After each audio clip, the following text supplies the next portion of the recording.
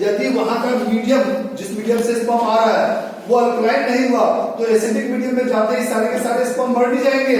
तो उस मीडियम को न्यूट्रलाइज करने के लिए जहां से स्पर्म आ रहा है वो मीडियम अल्कलाइन होना जरूरी है।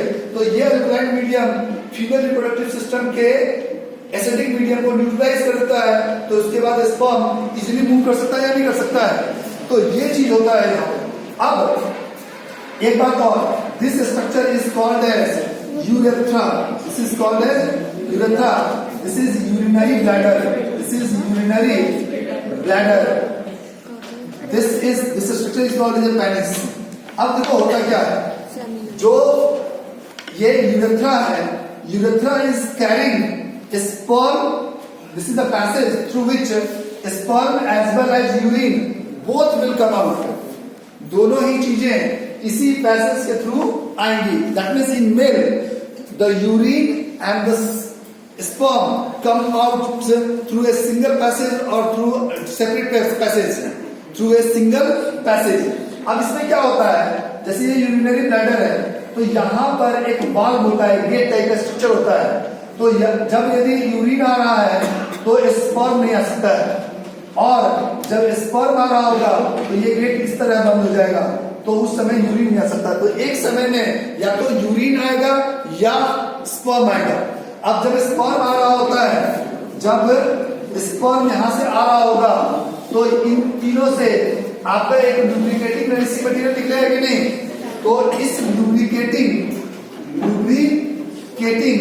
नरिशिंग मटेरियल जब इसके साथ होता है, नरिशिंग मटेरियल इसके साथ होता है, नरिशिंग मटेरियल इसके साथ होता है, तो इसे हम कहते हैं सीमेन। तो बॉडी से जो बाहर आता है वो सीमेन होता है, न कि केवल स्पर्म। स्पर्म के साथ एक लुब्रिकेटिंग मटेरियल भी होता है, ठीक है। तो that is called as what, semen. And semen and urine both of them comes through the urethra, ठीक है। so this is the common passage or not? अब जो पेनिस होता है, this is the male copulatory organ. This is male copulatory organ. ये एक ऐसा structure होता है जिसकी मदद से सीमेन को फीमेल जेनिटल ट्रैक्ट में इंजेक्ट किया जाता है, ट्रांसफर किया जाता है, ठीक है। So this is how the male reproductive system work, ठीक है। तो ये क्या होते हैं, कैसे होते हैं, ये क्लियर हो गया। इसमें तुम्हें क्या ध्यान रखना है, जो सीमेन होता है, से लुब्रिकेटिंग मटेरियल है, तो इस लुब्रिकेटिंग मटेरियल के अंदर वो कंपोनेंट्स होते हैं जो स्पर्म को नरिशमेंट प्रोवाइड करेगा ताकि स्पर्म सरवाइव कर सके। तो इसीलिए ये लुब्रिकेटिंग मटेरियल स्पर्म के साथ होना बहुत जरूरी होता है, ठीक है। So this is how the male reproductive system work, ठीक है। हाँ, अब एपिडाइडमिस और सेमिनल वेसिकल के फंक्शन में डिफरेंस क्या है?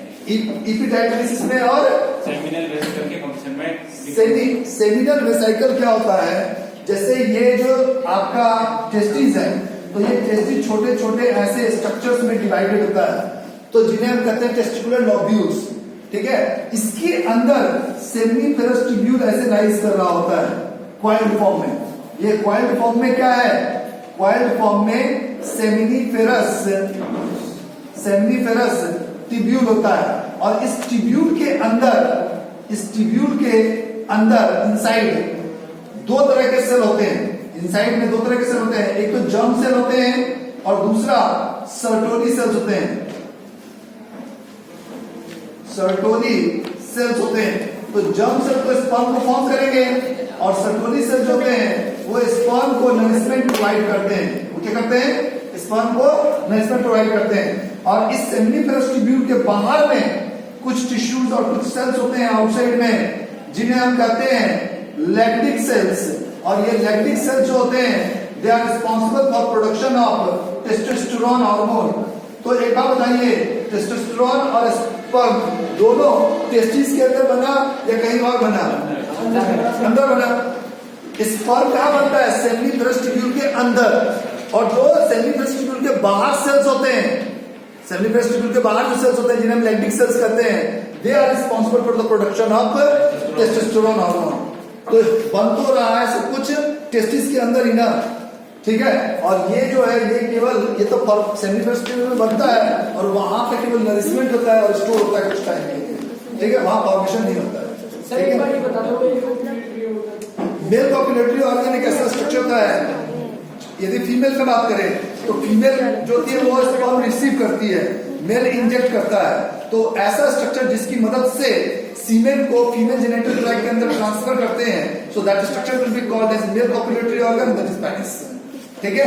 तुमसे क्वेश्चन कैसे पूछेगा, या तो वो तुम्हें ड्रॉ करने के लिए नहीं कहा जाएगा, लेबल करने के लिए कहा जाएगा।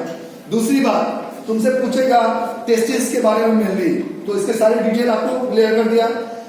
यदि यहां से पूछेगा तो ये पूछ सकता है 1 नंबर में name the male copulatory organ penis, name the female copulatory organ vagina. ठीक है। तो this is about the male reproductive system. ठीक है। इतने लो टेम्परेचर में क्यों उसका उनका एक बात बताओ, एक छोटा बच्चा होता है, बच्चा जन्म लेता है, देखा है बच्चा जन्म लेने के बाद, बच्चा जन्म लेने के बाद तो देखा होगा, बच्चा जन्म लेने के बाद उसको कपड़े में लपेटे रहते हैं टॉवेल के अंदर। तुम बोलना कि नहीं इस बच्चे को ना टॉवेल से निकालो और एकदम प्योर पंखे के नीचे रख दो उसको, 2 घंटे के अंदर बच्चा ऊपर की तरफ निकल जाएगा। क्योंकि होता क्या है, बच्चे का जो सरफेस होता है वो मॉइस्ट होता है। कोई न्यूली बॉर्न बेबी होगा ना, उसकी स्किन को ऐसे दबा के देखना, बहुत मॉइस्चर मिलेगा तुम्हें। ठीक है। उस मॉइस्चर को मेंटेन रखना बहुत जरूरी होता है। यदि स्किन ड्राई हो गया तो बच्चा मर जाएगा। इसीलिए बच्चे को कम से कम 1-2 दिन के लिए कपड़े में पूरी तरीके से लपेट के रखते हैं। ठीक है। हर चीज जो हम करते हैं वो साइंटिफिक है, लेकिन हमें उन चीजों के बारे में जानकारी नहीं है, हमें केवल मालूम ऐसा करते हैं तो हम करेंगे। क्यों करते हैं? You have to understand this. Being the student of biology or being the student of science, you have to understand that what is the logic behind it. If you talk about the Hindu religion, ठीक है, I'm not criticizing any other religion. Since I belong to a Hindu religion, so I know about that only. If I would have been belonging to Muslim or Christian community, I would be knowing more about those religions. But since I am a Hindu, so in Hindu religion, each and everything that we do is having scientific reason. Even we are entering into the temple, that has got a scientific reason. If we are ringing the bells, that has got a scientific reason. If we are moving into the temple campus without slipper or shoes, that has got a scientific reason. Each and everything that you do has got scientific reason. If you pour the water into the people plants, that has got a scientific reason. But you don't know those things. You do that rituals because your parents have said you to do that one in that way only. तुम्हारे माँ बाप ने सिखाया कि मंदिर में चप्पल उतार के जाना चाहिए, चप्पल उतार के जाएंगे। भगवान के आगे सर झुकाना चाहिए, सर झुकाएंगे। अल्लाह का नाम ऐसे लेंगे। These all things have got scientific reason behind it. You have to understand that one. Being the student of science, that is your problem. That whether you understand or not. Yes. Muslim धर्म में मैंने देखा है, what they do, they sit in a particular posture for praying to the God. Yes or no? Yes. Do you know that particular sitting posture has got very scientific meaning?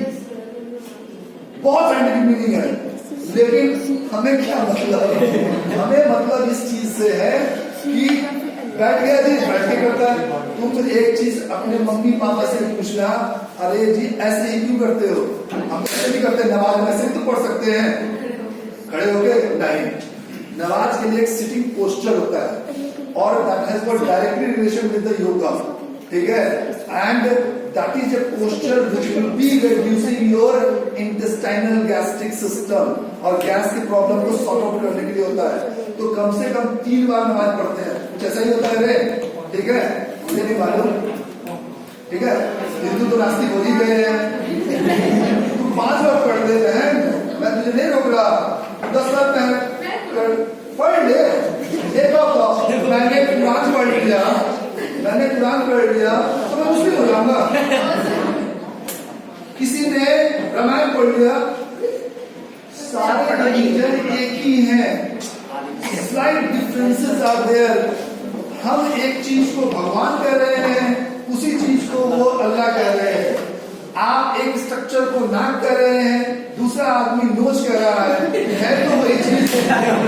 This you have to understand, this you have to understand. Yes sir. जो मोटे खोपड़ी वाली जो लोग थोड़े ज्यादा dangerous होते हैं।